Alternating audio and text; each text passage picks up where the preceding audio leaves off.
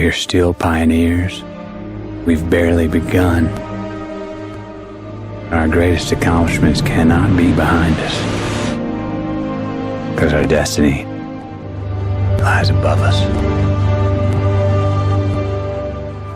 The initial impetus for the project had been to say, why not examine real possibilities?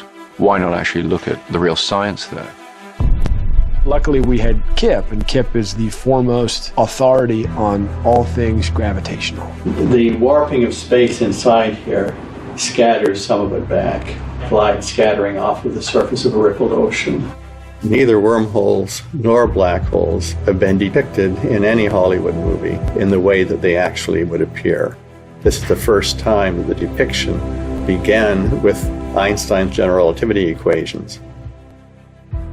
The visual effects department under Paul Franklin and everybody at Double Negative took Kip's mathematical data and they created real visual representations of what a black hole is meant to look like. The collaboration has produced visualization of things which nobody had ever managed to do before. We potentially may have discovered a couple of new things that were lurking there inside the mathematics, inside the physics. I worked out the equations that would enable him to do the gravitational lensing. And so you have light that comes from a star behind a black hole.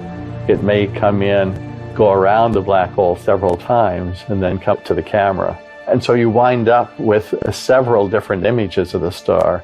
The black hole warps the space so much, it just looks like you're looking at a strange sort of funnel in the sky with this intensely black circle at the middle of it. But the gravity of the black hole draws in all the matter from the surrounding universe. And this spins out into a giant disk around the central sphere. And as it whirls in towards the center, the gas gets hotter and hotter. And this thing, the accretion disk around it, shines brilliantly.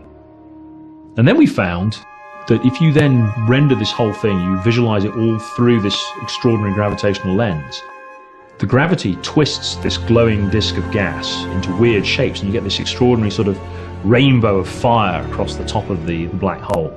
And I saw this disk wrap up over the black hole and under the black hole. I'd known it intellectually, but knowing it intellectually is completely different than seeing it, than feeling it. We had determined when we started down this road that if it didn't look like something that would be comprehensible to the audience, we would have to manipulate it in some way. But what we found was, as long as we didn't change the point of view too much of the camera position, we could get some very understandable tactile imagery from those equations. They were constantly surprising. Spoke to the maxim that, truth can be stranger than fiction. We're going to write several technical papers about this. One aimed at the astrophysics community, and then something for the computer graphics community, saying, here are some things that we've discovered about gravitational lensing by rapidly spinning black holes that we never knew before. So this collaboration isn't over until we've given some sense of the things that we've learned.